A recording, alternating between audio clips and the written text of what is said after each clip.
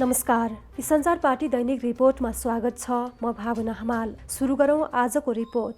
चुनावका बेला राजनीतिक दलहरूले निकै आकर्षक घोषणापत्र तयार गर्छन्, तर सरकारको नेतृत्वमा पुगेपछि घोषणापत्रमा उल्लेख गरिएका प्रतिबद्धतालाई चटक्कै भुल्छन्।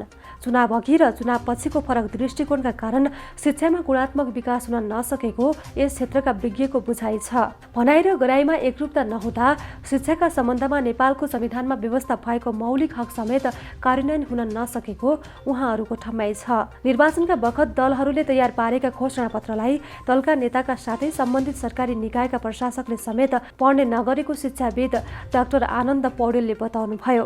दलहरूले शिक्षाका बारेमा साझा सहमति किन गर्न सक्दैनन् भन्ने प्रश्न उठिरहेको छ। संविधानको धारा 31ले प्रत्येक नागरिकलाई आधारभूत तहसम्मको शिक्षा अनिवार्य र निशुल्क तथा माध्यमिक तहसम्मको शिक्षा निशुल्क प्रदान गरिने उल्लेख गरेको छ। राजनीतिक दलका घोषणापत्रमा उल्लेखित प्रतिबद्धता अनुसारको शैक्षिक प्रगति खासै नभएको शिक्षा अभियन्ता शिशिर खनालको भनाइ छ। यसअघिको स्थानीय चुनावमा नेकपा एमाले निशुल्क शिक्षाको मौलिक अधिकार सुनिश्चित गर्न सङ्घ, प्रदेश र स्थानीय सरकारले कुल बजेटको 20% शिक्षामा छुट्याउने विषयलाई घोषणापत्रमा प्रमुखताका साथ उल्लेख गरेको थियो। संविधानले माध्यमिक तहसम्मको शिक्षाको अधिकार स्थानीय तहलाई दिएको छ।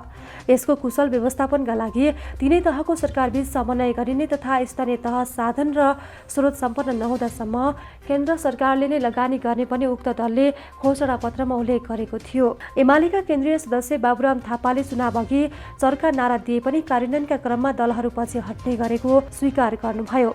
उहाँले चुनावी घोषणापत्रमा माध्यमिक तहसम्मको शिक्षा निशुल्क र अनिवार्य गर्ने उल्लेख गरे पनि सरकारको नेतृत्वमा पुगेपछि क्रमशः पूरा गरिनेछ भन्ने वाक्यांश राखेर आफ्नै प्रतिबद्धता पूरा नगरेको बताउनुभयो। यस्तै नेपाली कांग्रेसले पनि घोषणापत्रमा सबै गाउँपालिका र नगरपालिकामा रोजगारमूलक तथा स्व-उद्यम प्रवर्धन गर्न प्राविधिक तथा सिपमूलक शिक्षामा लगानी बढाउने उल्लेख गरेको थियो। त्यस्तै विद्यालय शिक्षाको गुणस्तर उकास्न पुराना स्थायी शिक्षकलाई स्वइच्छा अवकाशको व्यवस्था गरी नयाँ शिक्षक भर्ना गरेर शिक्षक रूपान्तरण सम्बन्धी योजना लागू गर्ने पनि सो पार्टीको घोषणापत्रमा प्राथमिकता दिएको थियो। भौतिक संरचना भएका तर विद्यार्थी संख्या न्यून रहेका विद्यालयमा निजी व्यवस्थापन र लगानी प्रोत्साहित गरी गाउँमा नमुना विद्यालय बनाउने, सबै गाउँपालिका तथा नगरपालिकामा वाइफाई र इन्टरनेट एवं आधुनिक इन्टरनेट सहितको एउटा सामुदायिक स्रोत केन्द्र बनाउने, एक गाउँ एक पुस्तकालय स्थापनालाई जोड दिने विषय उक्त पार्टीको घोषणापत्रमा उल्लेख गरिएको थियो। चुनावपछि नेकपा एमाले र नेपाली कांग्रेस दुवै दलले सरकारको नेतृत्व गरिसकेको छ,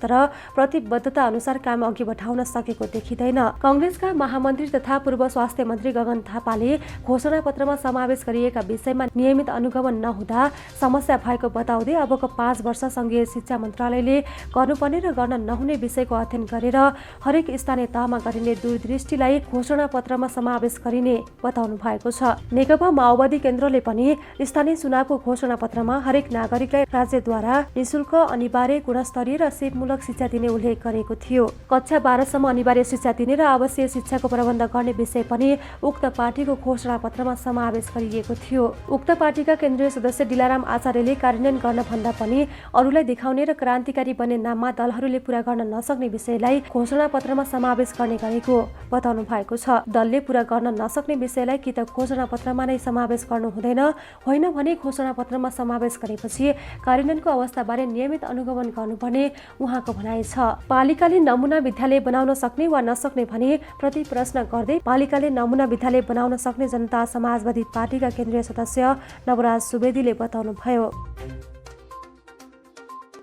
हवस् त, सञ्चार दैनिक रिपोर्ट सकियो। म बिदा हुन्छु। नमस्कार।